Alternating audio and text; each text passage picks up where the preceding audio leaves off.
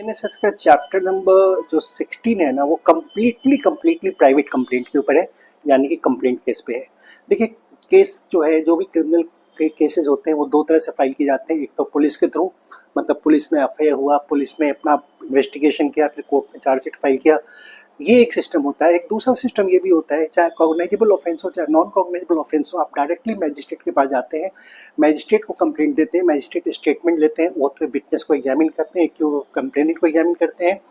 और एक खास बात और है कि एक अपॉर्चुनिटी ऑफ बिंग हर्ट जो है प्रपोज्ड एक्यूज्ड को भी देते हैं। और ये सारी चीज़ अगर मैजिस्ट्रेट सेटिस्फाई होते हैं कि हाँ वाकई ऐसा कुछ ऑफेंस हुआ है, तो वो प्रोसेस को इशू करते हैं, समन या वारंट को इशू करते हैं। इसको कहते हैं दैट इज, ये कहा जाता है कि ये कंप्लेंट केस है। और कंप्लेंट केस का जो सिस्टम होता है वो कम्प्लीटली अलग होता है। और चैप्टर 16 में जब आप पढ़ेंगे तो कंप्लेंट केस के बारे में ही पढ़ेंगे। सेक्शन 223 से लेकर सेक्शन 223 से लेकर के सेक्शन 226 तक जो है वो कंप्लेंट केस का मैटर है। चैप्टर 17 में भी कंप्लेंट केस का आपको टच जरूर देखने को मिलेगा। तो पॉसिबल है कंप्लेंट केस भी अपने आप में एक बहुत ही इम्पॉर्टेंट रोल प्ले करता है।